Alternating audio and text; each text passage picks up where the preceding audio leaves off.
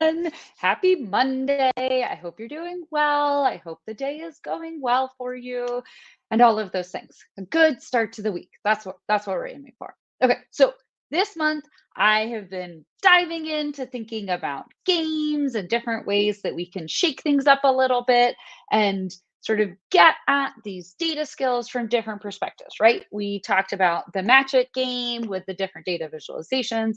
As a total side note, I had this like full geek out moment last week while I was on vacation with my kids talking to one of their friends' moms, who's a mathematician and a data scientist, about the math that goes into these games, like Spot It and Match It and all these things, to figure out that every single card has a common icon as every other card in the deck. It was so fun. It kind of blew my mind. I know, totally nerdy, but right, that's the way we roll here at Dataspire.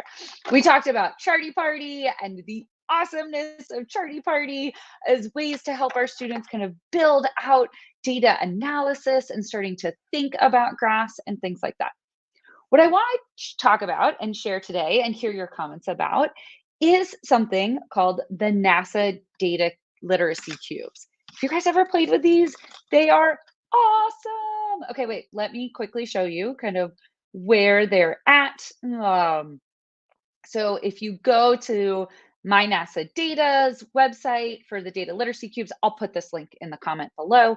Look at all of these gorgeous Google files just ready to go to import into your Google Classroom, share with your students, all these things. I'm going to explain these levels in just a moment, but like all these extra related links, da, da, da, da. So this is the template. This is what I popped out and built out for you. And they have all these resources. So this is what I love.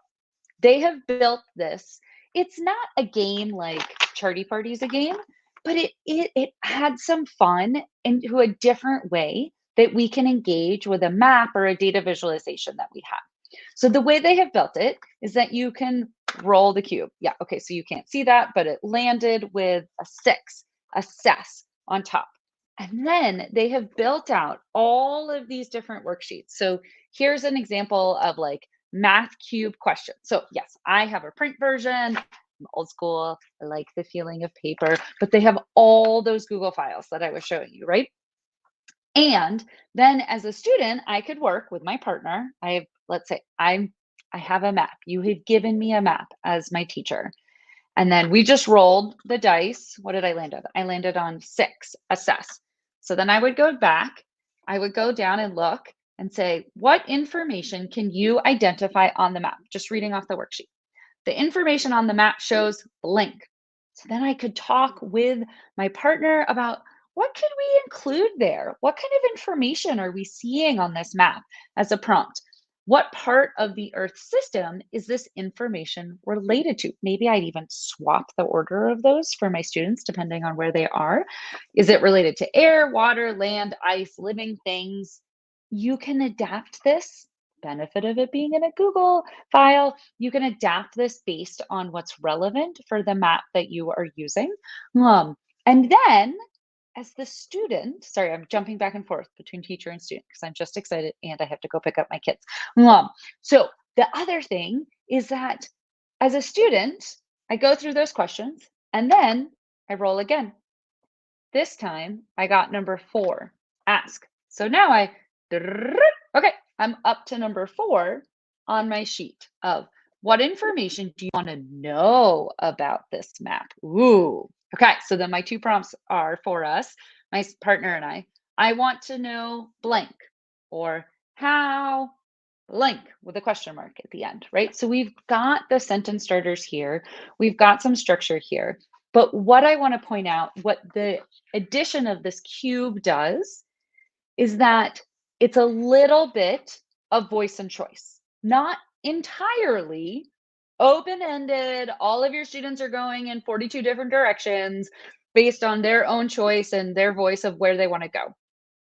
But it's more than just, okay, here's our worksheet, and we're going to do 1, and then we'll do 2, and then 3, and then 4, and we'll go down.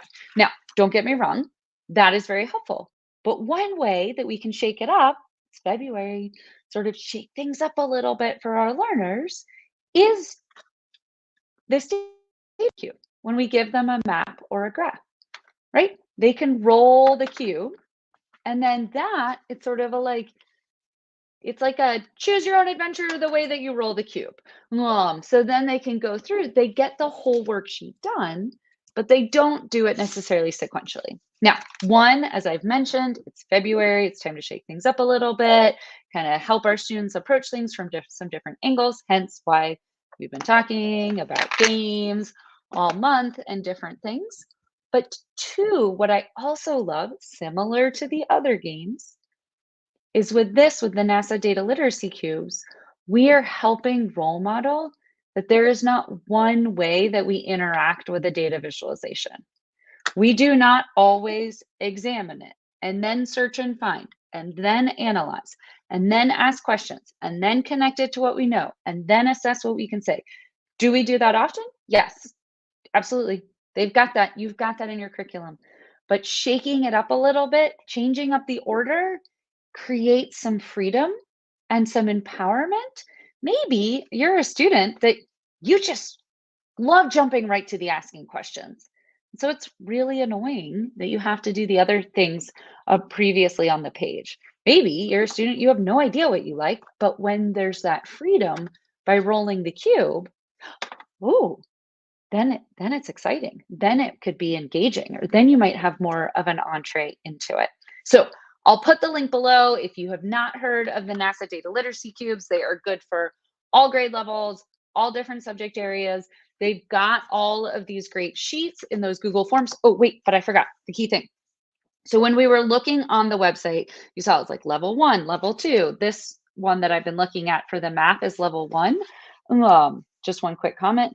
They have versions of all of these levels for maps and for data visualizations. So, and for graphs for other data visualizations. The levels are set to Lexile levels, okay?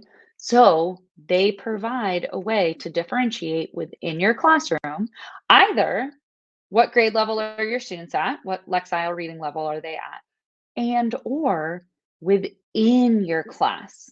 How can you have all of your learners be working on the same activity with the same types of questions, but we are meeting them where they are at, or we are stretching them into what is that appropriate learning edge for each of those individual students. So they've got these set up with 4 different levels of Lexiles. Oh, thank you, my NASA data people. We love you for that. So try if you have not yet. And if you have, let me know how it goes. I would love to hear how this is going for your students playing with these NASA Data Literacy Cubes. Until next week, I hope you have a wonderful day. I got to run and go grab my kids.